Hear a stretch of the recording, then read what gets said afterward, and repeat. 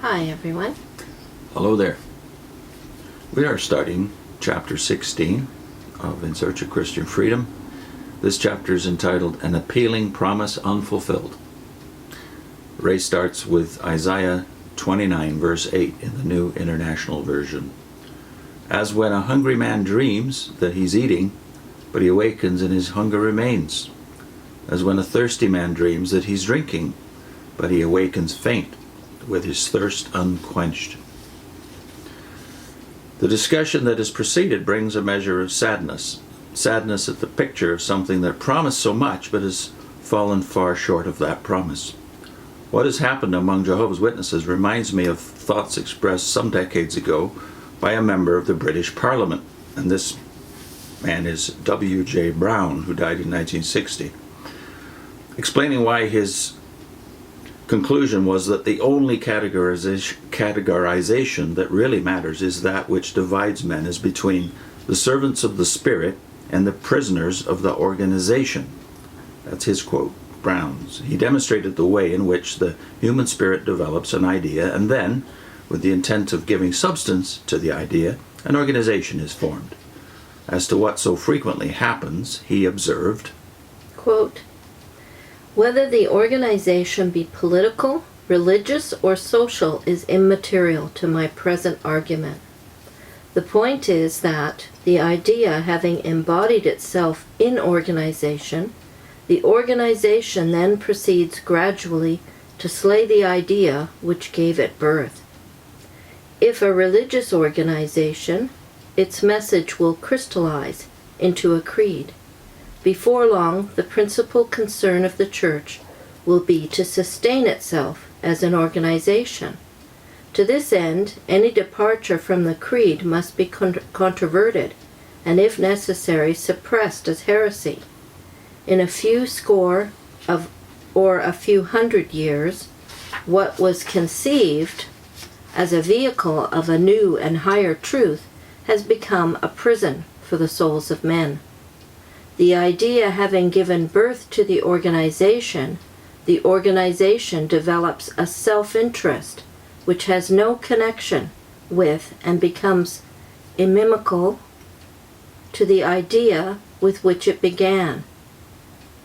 Now the thing which permits this process of diversion to take place so that the organization comes to stand for the opposite of the idea which originally inspired it is the tendency of men and women to become prisoners of the organization instead of being servants of the Spirit.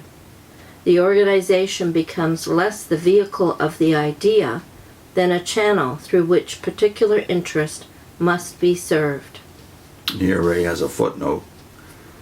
Brown's words echo those expressed earlier by Dean Inge, 1860 to 1954, who said, every institution, even the church, ends up by strangling the ideas it was founded to protect. Now, Dean Inge was a clergyman. Then Ray goes on, human knowledge is a dynamic, expanding thing, both on a personal level and collectively. When beliefs become crystallized in the form of creeds or official teachings to which people are required to conform in order to perpetuate an organization, conflict inevitably results. It produces a dividing line between what the parliamentarian calls servants of the Spirit and prisoners of the organization. The organization now known as Jehovah's Witnesses, from its beginning, somewhat over a century ago, gave promise of much that was appealing. It sought to break with creed-bound worship of God, to return to the simplicity of first-century Christianity, free from formalistic ritualism, elitism, clergy-dominated thinking, sectarian dogmatism, and intolerance. Emphasis instead was to be placed on a simple brotherhood, an unbiased attitude toward all sincere persons, whether their existing denominational affiliation, open discussion, and a determination to let the message of God in the Scriptures be the final arbiter in all conclusions and decisions. In course of time, it declared its goal to provide the means for people in all lands to receive education in those Scriptures and to benefit from the foundation of a faith based solely on the biblical message, not on the traditions of men.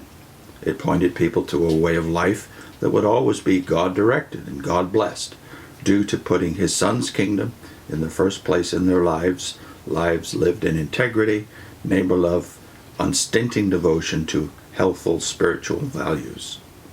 Those were the ideals. The reality is not the same. And as Jesus admonished, we should not judge by the appearance of things, but by the reality.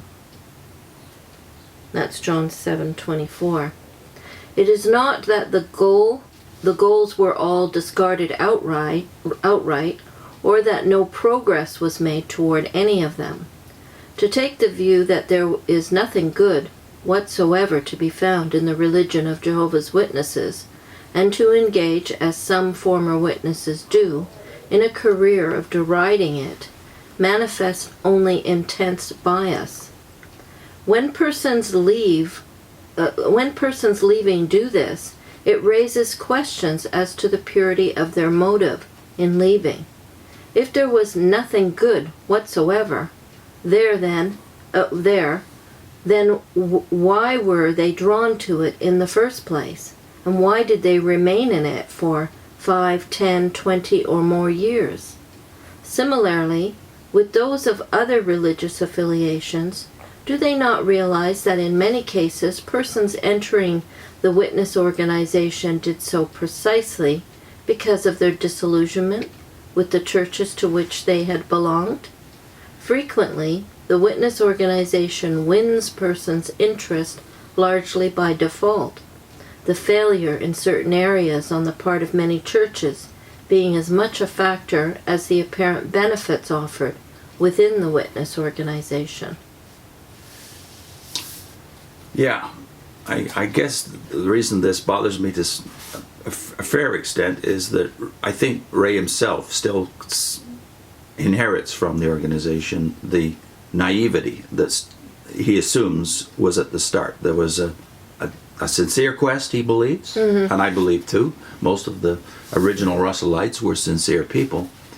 But I think he underestimates the severity of what they did, i.e. they separated from the churches. And the churches of 1850, 1860, 1870, when Russell was growing up, they weren't all creed-bound, elite, clergy-dominated, as he says up here. So I don't know if he's expressing his own point of view. I think to some extent he must be. That there was nothing in the churches that resonated with any of these people. They saw nothing but problems. There was an awful lot of sincere people that they broke away from, too. I mean, when you get down to reading Russell, I did find he had a nice tone a lot of the time, but at the same time, he had an arrogance that he knew better than everybody else, and that his reasoning was what they should go with. So I will leave them because I don't like that, and start my own thing. Well, that is a problem. You know, when I read that about, this desire to break from creed-bound worship and clergy. Formalistic ritualism. Yeah, all of that, and this simple brotherhood, it somehow reminded me of the 60s, where I was just born in 60, but that whole generation, like when you go back at it, documentaries and that, and you think, that's what they were aiming for, was simplicity and... All you need is love? Yeah. And I like those songs. I like singing them. I like the thoughts behind them, and it's very pleasant, but it's unrealistic. If you go and you see those people now, they all say they were wrong. They made mistakes. So it's idealistic. I mean, he does say it's idealistic. Anything that started has the ideals at the beginning, but it's gonna end up with forms and with leadership. It has to. And the idea that somehow the church in the first century was not only simple and a simple brotherhood, a loving brotherhood. No, they stayed that way. It's a naive view of the New Testament. Yeah. The New Testament gives plenty of evidence. Just look at Galatians 1 and 2 And Acts 15, texts we're very familiar with it for witnesses. But they didn't always agree. The apostles and the elders didn't always agree. And do we think that they came away from those meetings, the ones in Galatians and Acts 15, everybody in total agreement? No.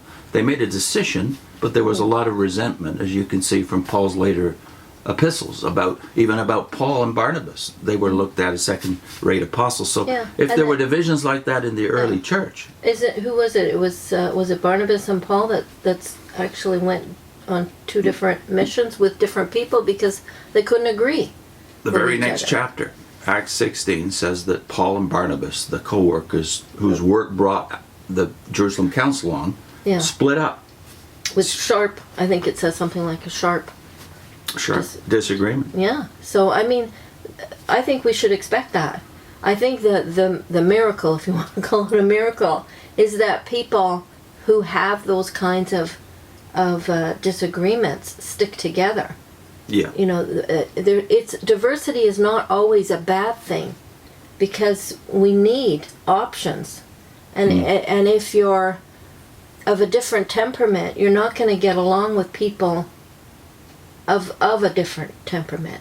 Sometimes you need, people that either complement you or are more like you, or disagree with you and sharpen you. Yeah. So I do believe he's naive in that the tendency to schism, as you might remember from Galatians, again another text, Galatians 5, the fruits of the Spirit are listed, but also the works of the flesh. Yeah. So more than half of the works of the flesh, and there's 15 of them listed in there, are having to do with separation and schism, or schism as some would want to say it. And if that's the case, then one of the worst things we can do, in all sincerity, is break away from our fellow Christians, judging them as wrong. Yeah, and thinking that somehow we'll be able to accomplish something without them, that somehow it'll work. It makes me think what the last church that we belonged to before we moved here was an Anglican church, and within the leadership we found people that were very conservative and progressives, and then a whole bunch in between. Most people between. Yeah, I would say most of the people going to the church were in between. But in the leadership, there was conservative and progressive. They obviously didn't agree with each other on things, but they still were able to come together every Sunday and worship together. Mm-hmm. And they kept the dialogue alive, so that it could be discussed, but it did not stop them from coming together and worshiping. That's right. And they didn't break fellowship or friendship. They still kept talking. They respected each other. They respected each other's sincerity. They might not have agreed with each other, but they realized these people love God like I love God, and they want to follow Christ.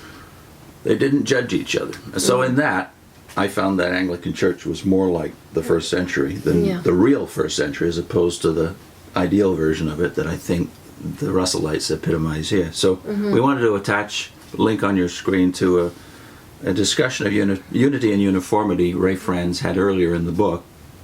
So we'll put that up. We'll also put up Oscar Cullmann, one of the greatest theologians of the 20th century, who was ecumenical in spirit, but was a very great theologian, as are many famous Bible commentators and theologians. The thinkers of the church realized that the early church was diverse, and yet it was unified. Mm-hmm. But it wasn't uniform. So we'll put that one up too. Yeah. I was thinking that it because the early church sprung from Jewish believers, that was their model as well in the Sanhedrin, that you had people of differing views but still coming together. And no doubt arguing a lot of the time, which is the impression you get from the little glimpses of the Sanhedrin and synagogues too sometimes. Yeah, in and the this is book of just Acts. part of humanity. We're not going to all agree with each other all the time. But separation is a It's very not the great answer. sin. Yeah. Drawing away of disciples after yourselves. Mm-hmm. So we'll put those videos up on your screen, but also next time Ray gets into the attitudes of ex-JWs towards their former religion and towards the churches. Mm-hmm.